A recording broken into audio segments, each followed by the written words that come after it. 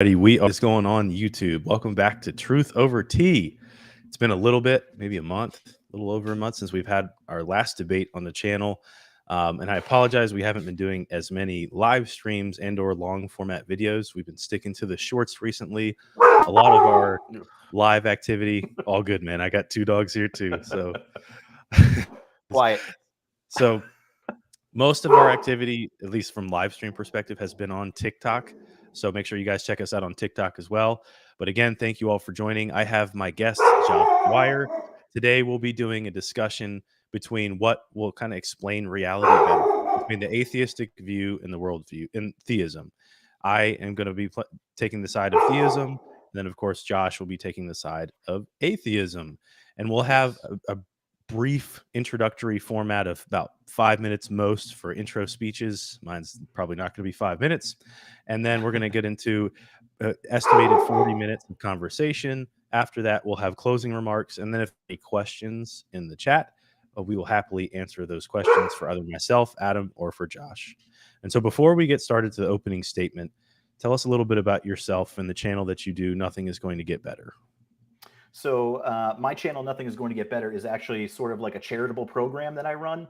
The way I have it set up, I'm a part of the Facebook bonus program. So I get paid for my content that I post on Facebook, and then I use that money that I generate through Facebook to help people who are in need.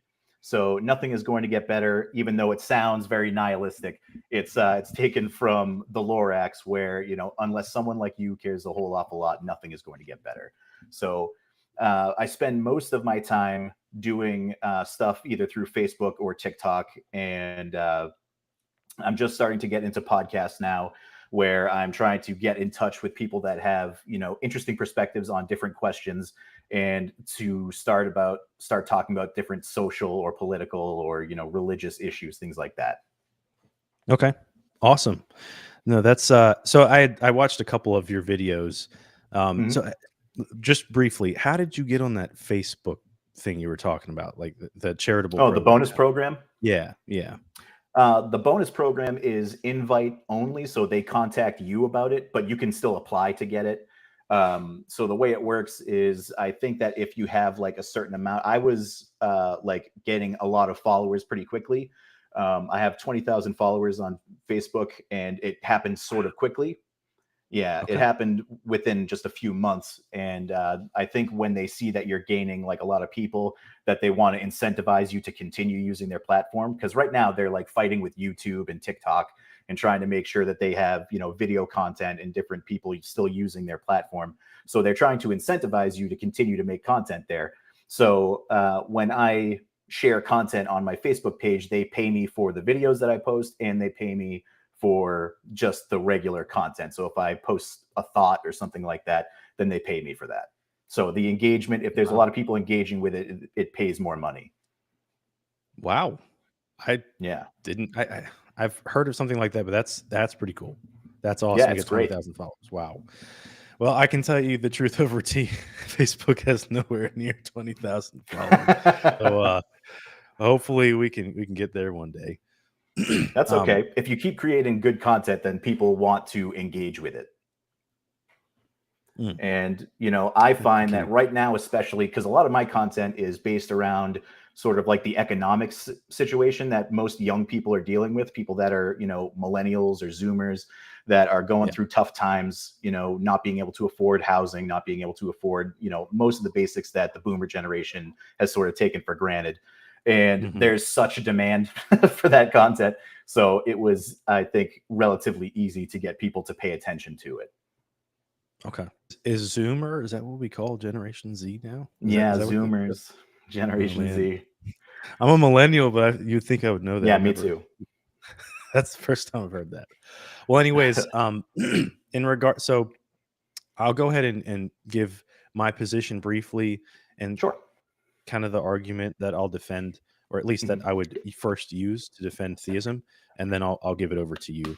So for me, I'm not going to defend the classical theism view, because I'm not sure I would want to defend DDS or the doctrine of divine simplicity, because that's a whole nother can of worms. But just a basic theism that would fit with either the Christian Islamic or Jewish God, so a monotheistic, more or less, God. Although this argument, you could say, could go to a deistic God, this position is specifically tailored for a theistic God. And so my favorite argument to use is the Kalam cosmological argument. So, everything that begins to exist has a cause, right? And we would justify that with either, I guess I'll lay out the whole argument and then justify the premises. So everything that begins to exist has a cause. The universe began to exist, therefore the universe has a cause. And so for the first premise, I would justify that with things like the causal principle, rather like in Aquinas's view. He used that causation is an irreducible relationship of ontological dependence of an effect on its cause. So causes are responsible for the being of their effects, and effects depend on their causes to exist. And then you can also look at like the causality principle, right? All real events necessarily have a cause. Premise number two, I can just you can kind of actually, I'll stick to premise one because that's really the more argued premise. The principle of sufficient reason, right, it's a powerful, controversial philosophical principle, and it stipulates that everything must have a reason, case, or a ground in order to explain it. And so obviously from the first two premises, that would lead naturally to conclusion. If everything that begins to exist as a cause, the universe begins to exist, therefore the universe has a cause. And so from the cause part, what my purpose in defending this argument is that I believe that a theistic God is the best explanation for this cause. And so we can get more into that in our discussion, but that's my where I'm coming from today. Okay.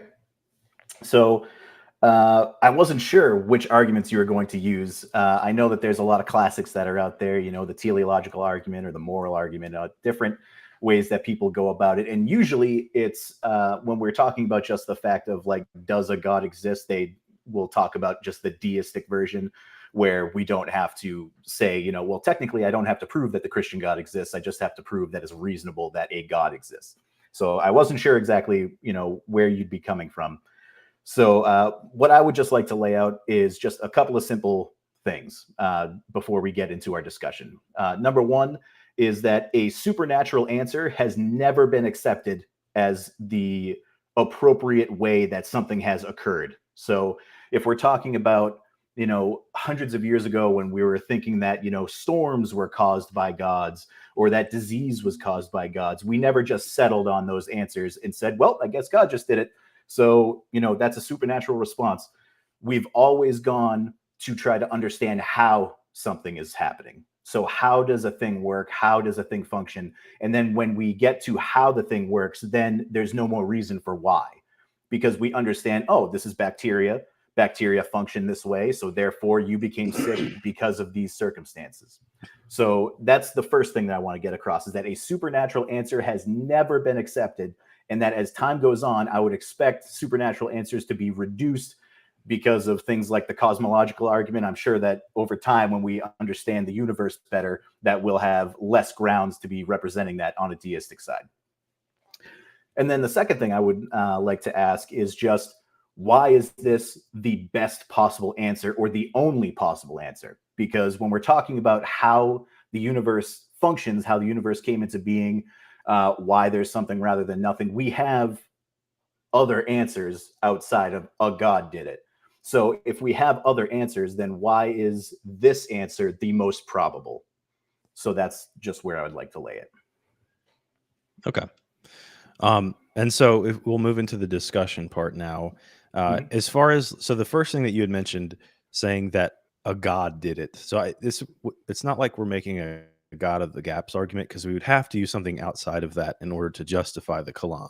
So I would use something like inference, right? That's why I justified the first premise as far as like the causal principle. Everything that we observe has some sort of cause. Now I understand your objection would be, well, why would that have to be God? It doesn't have to be God. And I wouldn't say that that's the only explanation, nor would I say that it's the only possible explanation. I just think that that's the most probable explanation. So well, first you had mentioned that there's never been a supernatural explanation to like accepted. What do you mean when you say accepted by whom? I would say by the general public at large, but specifically, I mean, the scientific arm is what we use to determine how the universe functions. So if we're looking at a naturalistic universe and trying to understand how it functions, that's how we do it. So science itself would be like through a naturalistic lens because we're Mhm. studying the natural world. Once you Mhm. go outside of the natural world, we can no longer use science because we were relying on the reliable laws of nature in order to determine whether a scientific hypothesis can become a theory. So, as far as like the academic realm, is no, you wouldn't give a scientific answer and say God is the best explanation because there's no way to scientifically prove that. But Exactly. philosophically, which this is a philosophical argument, this isn't a scientific argument, you could say that God's the best explanation. That's why this has been argued amongst philosophers. You'll have some scientists say they don't like the Kalam, but usually scientists will remain in the realm of like the teleological argument because that's from design and you really get into the specifics of the Mhm. cosmological constant, the gravitational pull, things like that. But this is specifically about the relationship between cause and effect. But this, in its specifics, it's asking a materialistic question. Why is there something that exists? Why does the natural world exist? So it's not Mhm. just asking a metaphysical question as to how that occurred. It's asking a very real scientific question of how, because the question is, why is there something rather than nothing, right? That's typically when we're talking Mhm. about the cosmological argument. We're asking ourselves, why does the natural world exist? So Right? And that's a that's scientific part of it. realm. Well, So so that's what I would again, say is that go ahead. well, I was just saying that the argument itself is a philosophical argument because, like, as far as science has no way to disprove or prove God's existence. It's just there's no way we can't. Once you get outside the natural realm, like I said, we can no longer rely on science unless we have a method where we can observably go outside. You know, we can observe going outside of the universe where we can now see what it would be like to go beyond the walls of the universe or back to the singularity and outside of that singularity. And so, like from a if we're going to take the Big Bang to be an acceptable model, right? Just for simplicity purposes, would you agree with that? The Big Bang is an acceptable model for how the Yes. universe began to expand. Okay, Yep. so the universe began to exist. I would say there was a point that the universe didn't exist, and then a point that the universe. Would you concede to that? No. So you think the No. universe is eternal? No, it's not that it's eternal, it's that we don't know. So when we go back, so the Big Bang is an explanation for the expansion of the Hmm. universe. It's not an explanation for the origin of the universe, because the fact of the matter is that at the time, if we're talking about, the Planck scale, we don't know. We don't know what that looked like because time and space did not exist. So to say that it began is sort of like not the best way to look at it, because we don't know what was before because there was no before. So I get what you're saying, but so when you had said like the universe, when space and time began, that didn't exist, right? So that would Mhm, imply that the universe didn't exist because the mhm. universe is made up of space, time, and matter.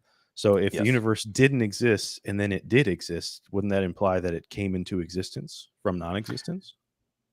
I guess so. It's sort of a complicated question, just because, I mean, I would agree that, it occurred because things exist right now.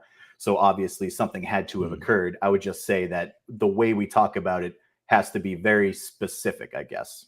So you can go ahead with your next point. Well, so and again, this is not to say that we can give a full scientific explanation of how God would have created the universe or began the universe.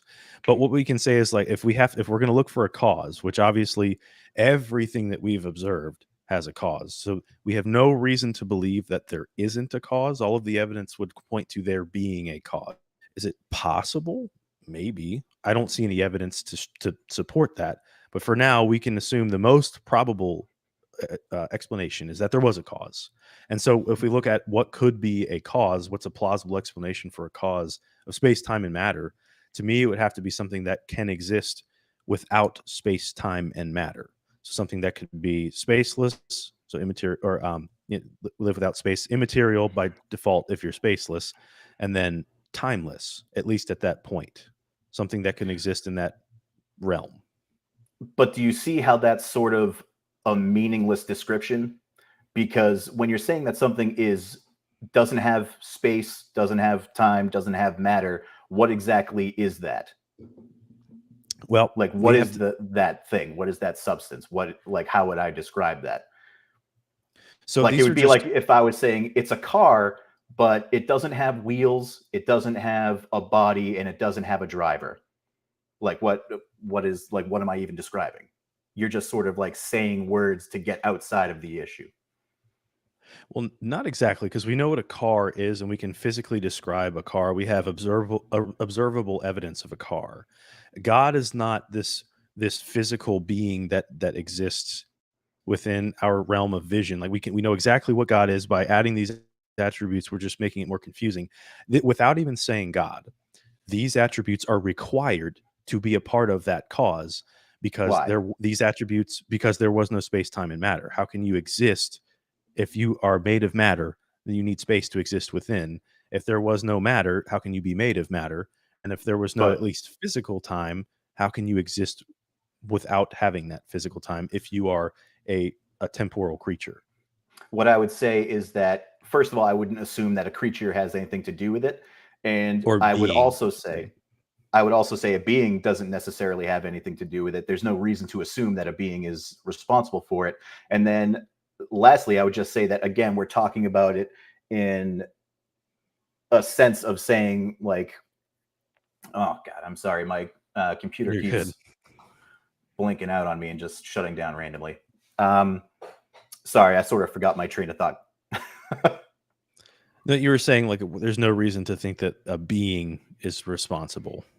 Yeah. So thinking of it as a causal relationship, like I chose to do something, isn't necessarily the only way that we would think of that. Like, because for all we know, something like we just don't know. Like, really, that's what the argument is that we don't know what that looked like. We don't know what that condition was like. This is when we're talking about something that existed without space, without time, without anything like that's it doesn't make any sense to our mind. So it's hard for us to say what is the best cause of this thing because the real answer is that we just don't know.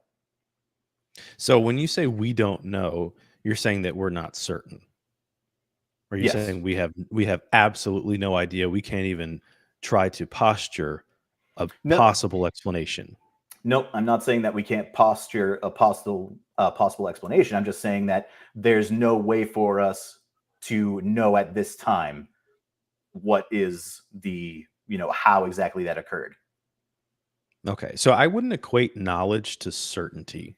I think that would be an issue here because I think a lot of things we know, we aren't certain, right? We know that if we get in the car and we drive to work, it's very likely that we'll make it to work and we'll be okay, right? But we can't be certain because there could always be that lunatic that comes over driving 100 miles an hour that's late to work and looking at their phone and crashes into you. So there's always a level of movement amongst any certain claim. Like we can't say I have Cartesian certainty over all knowledge that I obtain.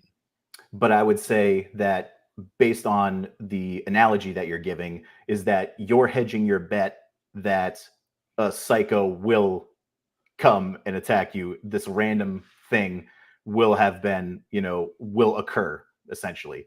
Because what you're saying is that the the idea of God creating it isn't necessarily out of the realm of possibility, but it's something that could occur. Is that a fair, summary of your position? Well, so to make it simpler, we can't logically rule out thing like variables, right? Just like we can't logically rule out God creating the universe. We can say that naturalistically that's not a good explanation, but right now there is no naturalistic explanation. So it would be fair to use inference and look at evidence of other sorts of things like the causal principle. And then from there, we can use inference to determine what principles or what characteristics that this thing, whether it's a being, whether it's just a force, whatever, what would have had to play out. So that's why I say spaceless, timeless, and immaterial, is because you have to have those characteristics at minimum. This doesn't mean it's God. This just means it has those characteristics. You would still But have to that continue to draw from that. but that I would say is just it's a meaningless descriptor because what you're saying without space, without time, what is that? What is it? What is that? So I would say like a good description, a usual theistic description would be a mind. Something that doesn't have to, that's an unembodied mind, that's not reliant upon anything physical necessarily. And this would also allow it to have the attribute of consciousness, right? Because now we go into the aspect of, all right, well, did this universe just randomly pop and start existing and expanding? Did that just randomly happen? Or was that an intentional decision that was made? Something intentionally started the beginning of the existence of the universe. Like I would what say sounds more reasonable? I would certainly say that it's not the reasonable position to think that a supernatural entity is the thing that is responsible for a naturalistic phenomena. So, just like I said, if there's other possible answers, why would I choose a supernatural one? Because just like what you were saying, I'm not claiming that it's impossible for a god to have done it. What I'm saying is, if we're looking at a naturalistic universe, why would I choose the supernatural answer over a naturalistic one where I could say that, there was a reaction of particles that were happening, that, the conditions happened to be where, the universe's expansion was inevitable. For all I know, there could be a very reasonable naturalistic, explanation for this, which seems to be a lot more reasonable than to say that, well, we're not sure that it can't be a timeless, immaterial mind that exists beyond the boundaries of the universe. That seems to me to be a very great stretch. It's not a logical leap. It is, Kierkegaard's leap into faith. That's what it is. It's not something that is a reasonable position to take. Mm. Okay, so two things to follow up on there. Uh, one, see, this becomes the defeater for that position. We couldn't say that particles colliding or doing any sort of activity, anything, because if there's no space for those particles to exist within, we've naturalistic explanation that you seem to be referring to. Sorry, you're like breaking up. I'm not hearing this. Oh, You're can you better hear me now. now? Yeah, you're better now. Okay. All right. So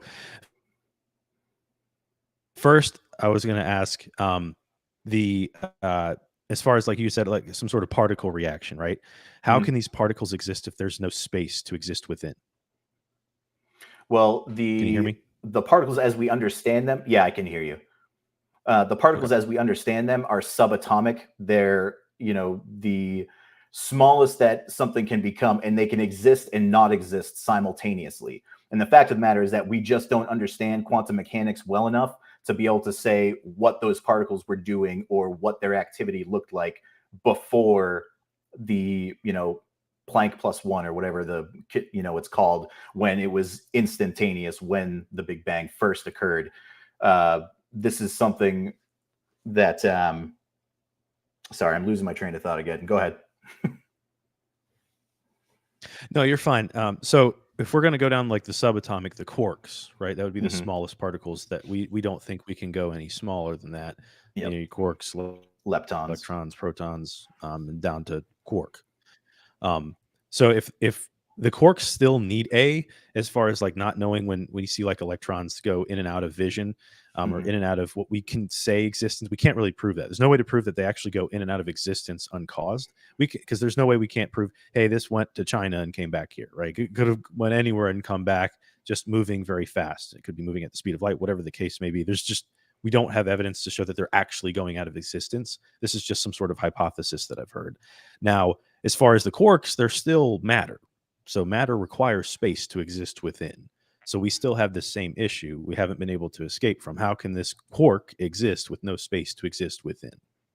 We just don't know. Okay, so what now? You also referred to a naturalistic explanation. Do you have one? For the creation of the universe, for like what caused the Big Bang? Yes. No. I don't think Okay. that anyone who understands the current science would say that they know what caused the Big Bang. That's correct. Yeah, absolutely. I would agree with that. And that's what I've seen from your top cosmologists and astrophysicists, Sean Carroll, Lawrence Krauss, even like Sabine Hassenfelder, Roger Penrose, and these are all atheists.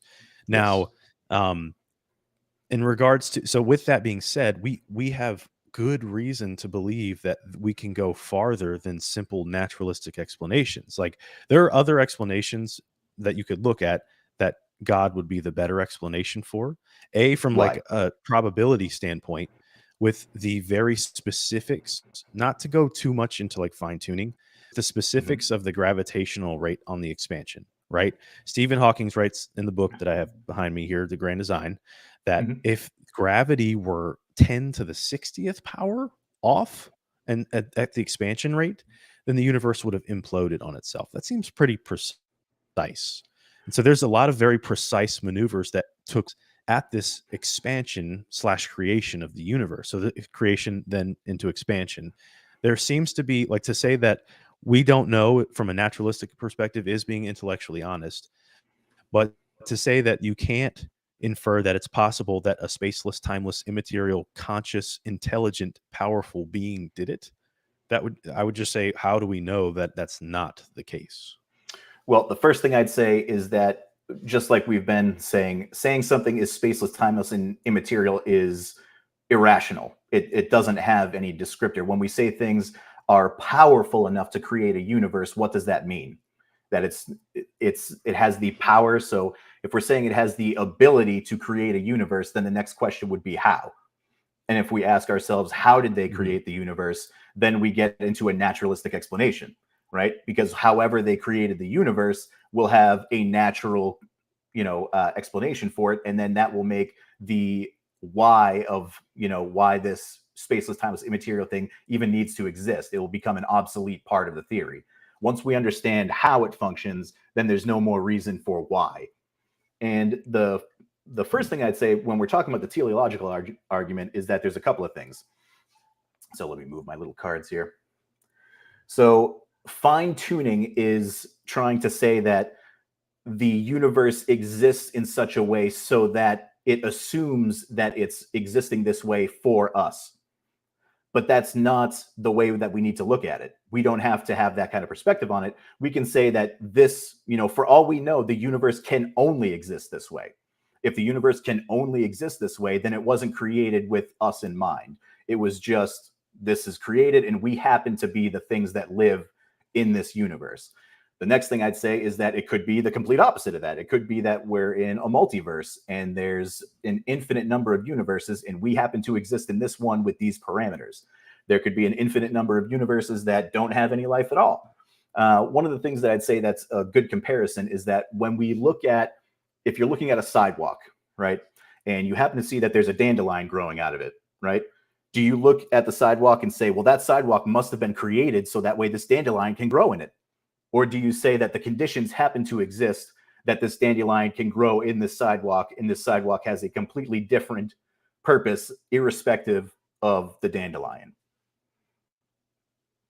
Sure. So for the first point, I think that what we've done is we've bound ourselves to a philosophical presupposition against any sort of theistic explanation. I think we're forcing ourselves to keep these naturalistic goggles on without having any purview for any look for any peripheral vision. So now we must look in this direction. It couldn't possibly be that. So just to have the philosophical presupposition, that's not really convincing, nor is that really a solid argument. Now, from the second part, like saying that the universe was special, like the dandelion sidewalk analogy doesn't really work, because we can make sidewalk, we can grow a dandelion. Like, we can see that, and we can't make a universe. We've never been able to do that. It's possible. We may be able to, but it's comparing apples to oranges. It's not really a fair analogy. No, because you're not accepting what it is that I'm saying about it. It's not a matter of us being able to create a sidewalk or not being able to create a universe. It's a matter of keeping our perspective in mind as to how life relates to things that are non-life. So if we're looking at something that is just a sidewalk, it's a piece of concrete, right? And a dandelion grows out of it. Do we think that the purpose of the concrete is to grow dandelions? Or is it just that a dandelion happened to grow because the conditions exist wherein a dandelion can grow? Do you see the difference? Sure. No, I see what you're saying, but again, we understand the purpose of the sidewalk because we make the sidewalk. Like this is something that we make concrete and we purposely make sidewalks. Obviously, the dandelion found its way through a crack. Like the sidewalk is not designed for a dandelion. What? So I see what you're saying, but I don't think that the analogy works. Like this is pretty much like the puddle analogy. But the problem is, like, so this is saying, oh, because we only have this universe to compare to, we only have one universe to look at. So there's no way to compare it to other universes to say that, well, this one is designed for life, that one isn't. So this one is specially designed. Well, there's a couple problems with that analogy. So first, I want to go back to what you had said about like the multiverse thing. Even if there was a multiverse, with the infinite universe problem, you run into a paradox like the Grim Reaper paradox with like an infinite regression. So that would be lead to a logical absurdity. You're fine, man. But in regards Sorry. to even if like we do a multiverse thing, I don't think that we could show that there would be an infinite universe because I don't even think we can show that there is an actual infinite. When I say actual infinite, not like a number as in conceptual, something physical, like an infinite physical anything. Now, the multiverse would require something to start the first universe within the multiverse. I guess the first verse within the multiverse. Can I just So ask a that quick question before we get into the sure, next thing? sure, Is God infinite? yes. And how do you square that logic? So God would be immaterial. So it doesn't have like the causation. God would be the uncaused first cause, or the necessary existence for all contingency. The brute being, brute foundation to existence. But why don't I just remove God and posit that in a naturalistic form? Why don't I So just say that what's there's that? an What is infinite? that? I would say the same thing. I don't necessarily need anything to be infinite per se. I get what you're saying. Infinite has it can be paradoxical, but what I'm trying to say is that if we're positing that infinite in a rational term is a thing that can be irrational and nonsensical and can bring up paradox ideas, then why would I apply that to this God instead of, why does God get to, have a trapdoor out of that argument? Well, God is immaterial, spaceless, and can be timeless before time exists, whereas a universe itself would have to follow its own natural laws. And so, like for a universe to begin to exist, right? Because we things like, for example, entropy, unless we have universes without the second law of thermodynamics, something like that. But we have no evidence of that being possible to exist or existing. So the second law of thermodynamics, if once entropy is a characteristic of nature, that puts a timer on the capability of existence for that universe. The universe can only exist so long because it's eventually going to run out of usable energy. But I'm just Whereas saying God that you is seem not to be subject to having that. a rational perspective when it comes to the natural world. You understand the constraints of the natural world, yet you don't apply those things to the thing that you think caused all of these things to happen. It just seems like you have a selective way of viewing your rationality. Well, how do we? So, are we saying that there would be an infinite series of causes? We don't Because know. this I doesn't like get out of the infinite problem. To me, infinite isn't necessary for anything. If even if we said something like there was a number that is so large that it is essentially infinite. So if we're talking about trillions upon trillions of universes, just like there are, hundreds of billions of different galaxies that exist, right? So if we were saying the same thing for that, there's, this many universes, then aren't we essentially getting out of that problem? It doesn't have to literally be infinite. It just means that there could be other versions of universes wherein there are different parameters that life exists or that the universe is finely tuned to. Okay, so we have to have a first cause, or if we don't have a first cause, then we're stuck with infinite. So But do it's you one you see can't that like just God, say, well, we'll just have. you just keep saying that God gets out of that? We have to have a first cause, except for when Well, it I'm comes to saying, God. what is a better explanation of an uncaused first cause? I would say Like as opposed to God, what would be the I would just say that to me, the idea of an uncaused first cause is not necessary to my argument. I would just say that I don't know. I don't understand how the naturalistic world happened before the Big Bang. I don't understand. We don't know yet. And for me to say that something must be a certain way, but then when I'm talking about how, my view on God, that God gets to get out of jail free card when it comes to that same logical premise. That's what I'm trying to get across. Sure, and I don't think it's a defeater for God because God, by definition, would have to be eternal, would have to be infinite. Now, I wouldn't make the argument that God is still timeless because I think that it's plausible that he would have to enter into a form of divine temporality now that he's created physical time in order to have a relationship with people. But outside of that, if we're looking at this first cause, the problem is we're stuck between a dilemma of an uncaused first cause or an infinite series of causes. There is no other option. There has to be one or the other. So now we have to see, well, what's a more likely scenario? To me, an infinite regress has the paradox problem, like the Grim Reaper paradox, Hilbert's Hotel. These are great examples of why an infinite regression does not work. Whereas an uncaused first cause seems to be more plausible because this is what everything in nature, everything that we've observed is contingent upon something. You and I are contingent upon our parents. Our houses are contingent upon the wood and materials that it's built, which is contingent upon trees and rocks and other things to develop that material and mud. And this contingency keeps going. You can't have an infinite series of contingencies. Like, there has to be eventually a first cause or a first we just don't know. Supreme found. See, to say that we just don't know, I can say we don't know for certain. I would agree with that. But then we can start looking at probability and using inference to determine, well, what's the most likely explanation? And that's why I use those characteristics before: you're spaceless, timeless, immaterial, intelligent, conscious. And I won't even use powerful. I think powerful is a good way to describe it, but intelligent could be enough because I think that the universe is obviously made up of information. And so when God spoke, that's information. This what he spoke right there, and that is the information that we exist within. Quantum physics tells us that we live within information. DNA, this is information. But we apply. So where is the?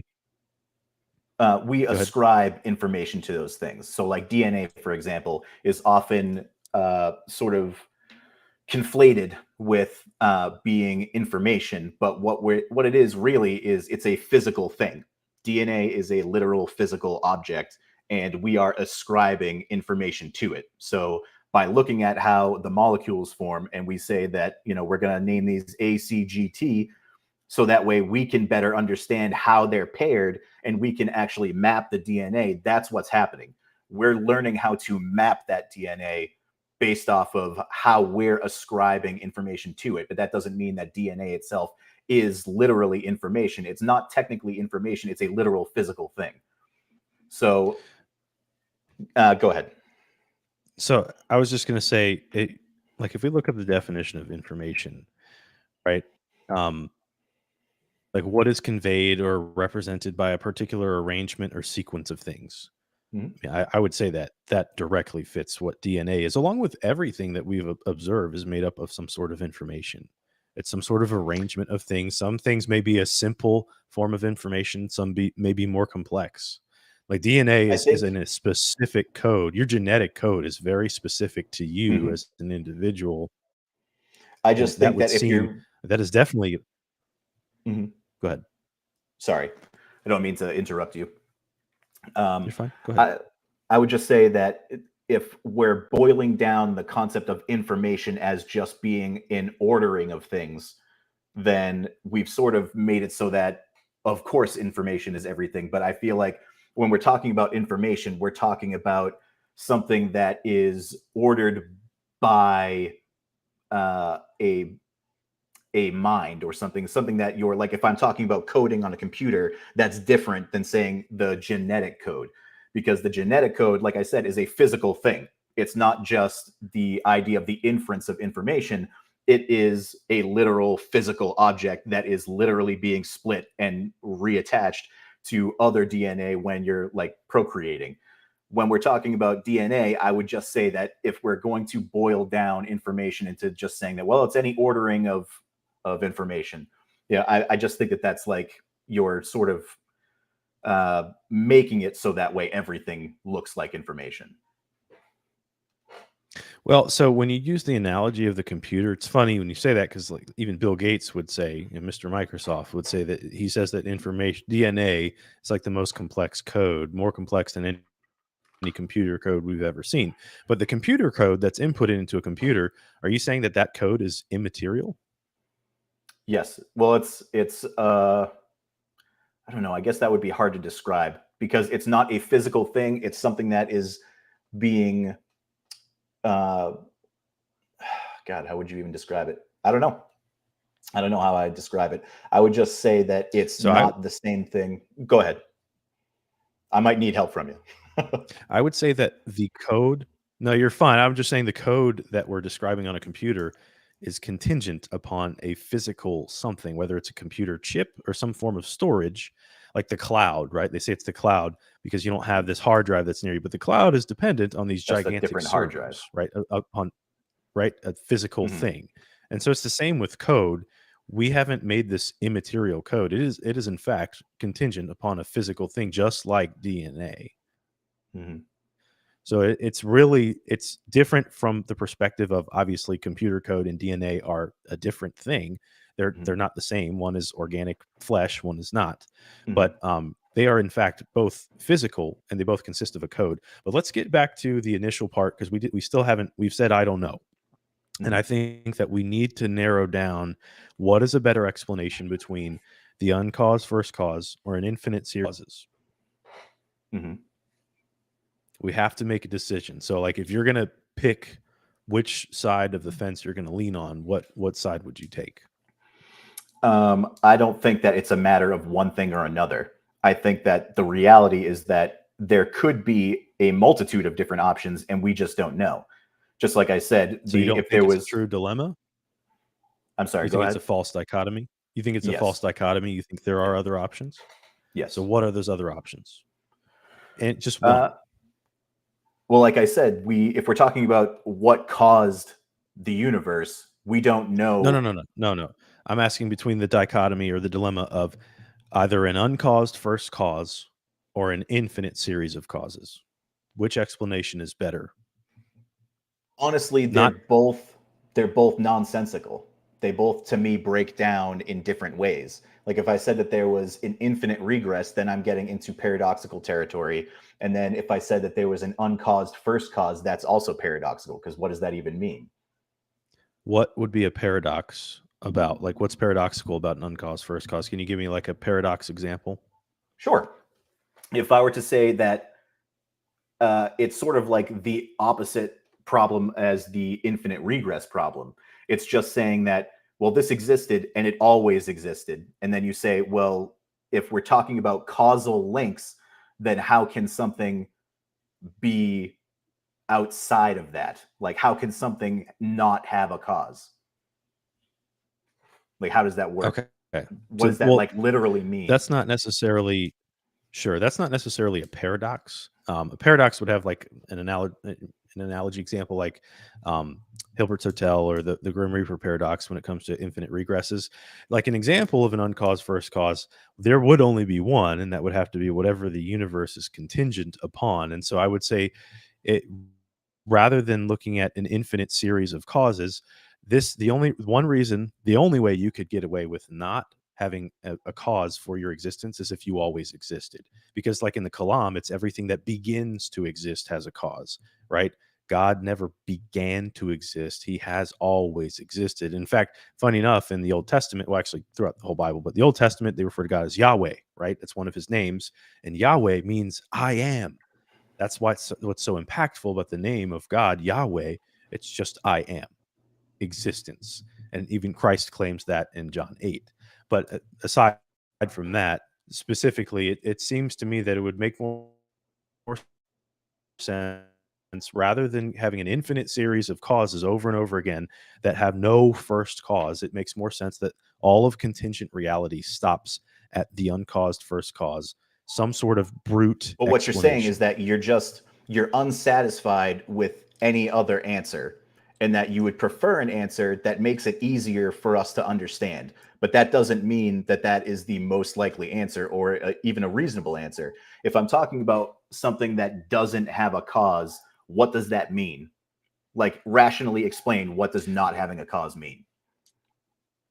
Okay. So, well, first, to the first part of that, it's not that it's like I understand this, therefore it's true. It's more like, so for the principle of parsimony or Occam's razor, Mm. we have to look at what the more that have both have the same explanatory power.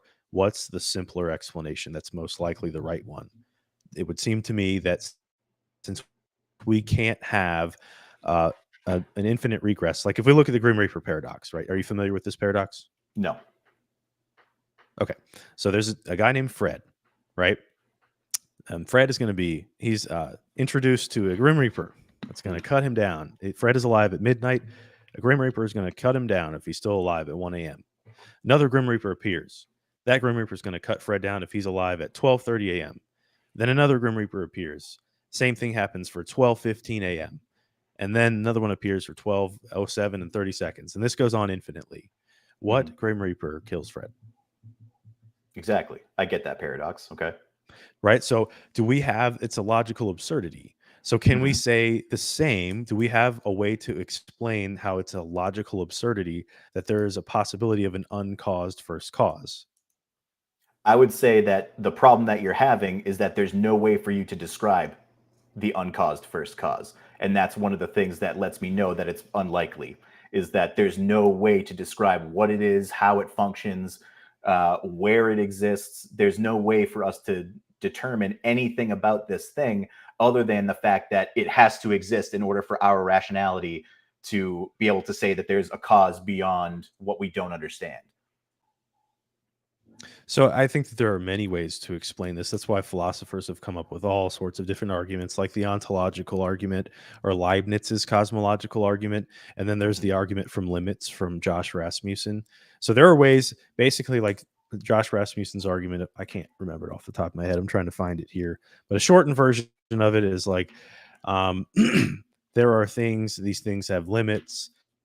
Limited things can't be contingent infinitely on limited things. So there must be something that's actually unlimited. Therefore, there is something that's actually unlimited. So something, Those are just if, if then fallacies, well, how are they if then fallacies?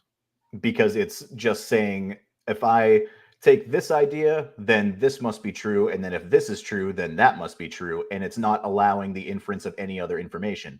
And I would just say that if we're talking about something that is going to be the most likely answer, then we have to have a description of what the hell it is.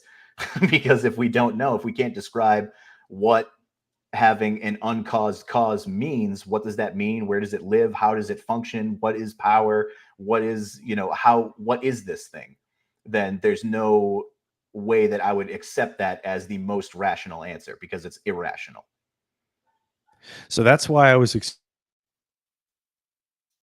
explaining the characteristics that's required in order for there to be an uncaused first cause, like something especially that causes the universe. So that gets back to an unembodied mind that would have to be spaceless, timeless, immaterial, personal to make the decision, and conscious, right? So personal and conscious to make that decision, and intelligent. So we don't have to say personal because conscious would fit that description. So we'll just scratch out personal for this purpose and then say conscious and then intelligent enough to speak a universe into existence, or to just simply be the cause of the beginning of the universe. I think that's a good that explains it without being contradictory, without being circular. I think it does nothing to explain it, because it doesn't explain as to what it actually is, because a mind is something that is the function of a materialistic thing. Without a brain, there is not a mind. So what is Mm. a spaceless, timeless, immaterial, like, it's the same thing where I'm saying, like, what did these words mean? Because they're not actually describing anything. If I say that there's a consciousness that exists out somewhere, what does that mean? What, like, as like, what is consciousness? What is the mind that is existing out there? Like, it doesn't have any kind of rational uh basis for anything. You're not describing a thing. You're using words that don't describe anything. So you wouldn't understand what it would mean to be like you understand what it means to be conscious, right? Mhm. All right, and intelligent. Yeah. So that's two characteristics that you do understand that are part of the five that I described earlier. But they're So part of to a be naturalistic world. immaterial, well, those are just descriptions. So the descriptions themselves, you could say that if you're a physicalist, you could say that consciousness is physical. I would argue I'm a substance dualist, so I wouldn't make that argument, but we would have to do another live for the whole dualist physicalist argument because that's Sure. a whole nother can of worms. So, Yep. but you at least two of those concepts you can comprehend and they make sense to you. So it's not like you don't understand them. And then also, how can you reject something that you can't comprehend? Right? You would have to comprehend it in order to reject it. So that's like me saying this. There's this philosopher Eric Sampson who uses this in his more realism debates. Like if I say I believe in the existence of bleep loops, bleep loops are my friends, and then you say, well, I don't even know what bleep loops are. I reject that exists at all. Well, if you don't know what something is, you can't reject it. You would have to know what it is in order to reject it. You see what I'm saying?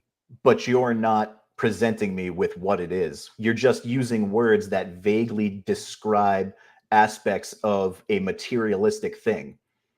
Like you're saying things like intelligent or conscious. Mm-hmm.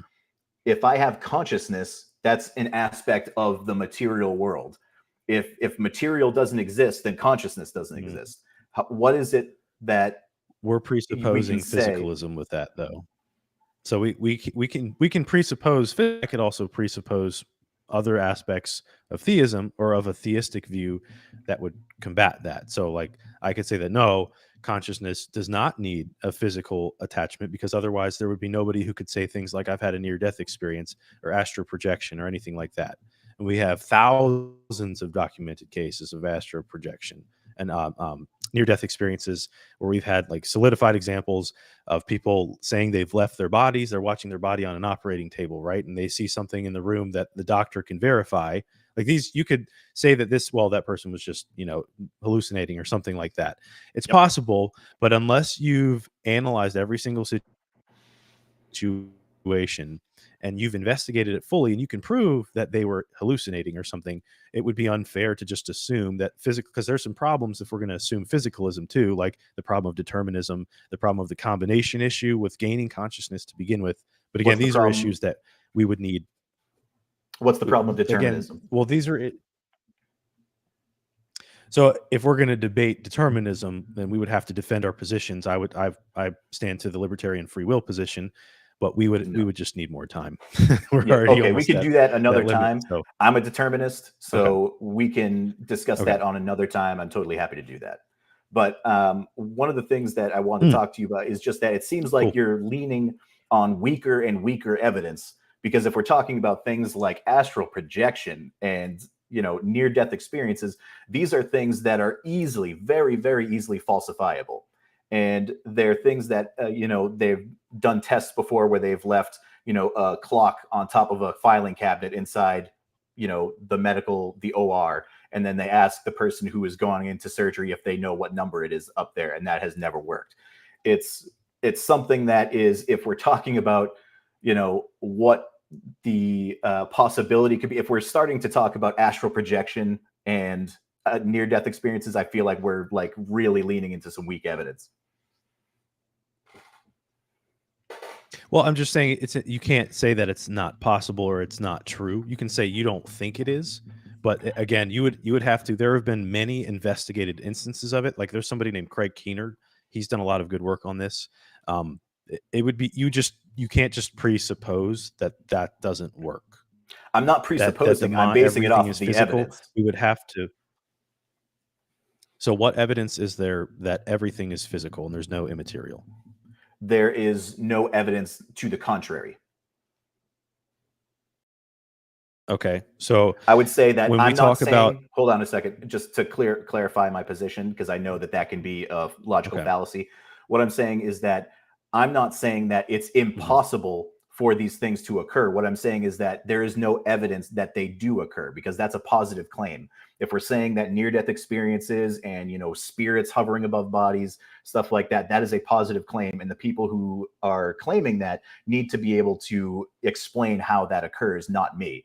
I'm just saying that from a naturalist perspective, that's never been proven. So why I shouldn't believe it if it's never been proven. It has to be proved. Proved how so? By any function, just like I said with like the clock on top of the cabinet. If someone had gone into an OR and they said, "Oh my God, I had this, you know, near-death experience that my soul was floating outside of my body, and I saw a clock on top of the cabinet that said 12," you know, that would at least be some kind of positive backing of that concept. But that's never happened. Nowhere. So that has happened. There are books written about those specific clarified documented experiences, whether in an operating room or somewhere else. We'll have to get into that. We'll have to table this because we've hit our mark here, and we're hitting up the last 6 or 4 minutes on the live. Okay. So, and anybody, we do have a couple people watching. If you guys have any questions, please leave them in the chat, and we'll get to them after we leave our short closing remarks. I don't have a very long closing remark. I'll just say that I think that throughout the argument, we basically boil down to, well, what's a better explanation between an infinite series of causes or an uncaused first cause? And I think that the uncaused first cause is the most logical explanation. It doesn't have the same paradoxical issue that the infinite causes issue does. This is part of the reason why I think theism is a better explanation for reality. Unfortunately, we weren't able to get into things like physicalism and dualism, but we'll definitely have to set that up. And then also that'll go to the free will determinism issue as well. So other than that, I think with everything that we've discussed today, the Kalam still stands, and that the Kalam can defend that there is a cause to the universe. And I think that that cause is a monotheistic explanation. But with that, I will hand it over to you, Josh, for your closing remarks. I would say the exact opposite. I would say that when we're talking about something that is about the conditions of the universe, most of what we're going to be talking about is things where we just say, I don't know. The real answer to it is, I don't know, and trying to posit something in there and saying that, well, it must be this way, and then trying to describe the way that it must be in uncertain terms and trying to talk about them in only a metaphysical perspective and not talking about them as an aspect of the natural world. That to me does not answer the question of what is the best possible solution. If we're talking about a naturalistic world, then we have to have a naturalistic response. In my opinion, that's the most likely thing. Let's see, what did I also ask? Yeah, what's the only possible answer? Yeah, I mean, that's pretty much it. Is I don't think that is the best possible answer. Okay. Well, anybody in the chat have any questions? I know we still have a couple people on here. Go ahead and throw them up there. We got a couple minutes before we hop off. In fact, 1 minute and 50 seconds. Literally a couple of minutes. Yeah. Matt, no. St. Mary's, no questions. It's going to be, like normally when people do debates and stuff, they have the super chats and stuff.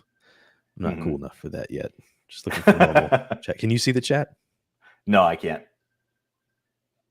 Oh, okay. Gotcha. I'll put it up on the screen if somebody does ask a question.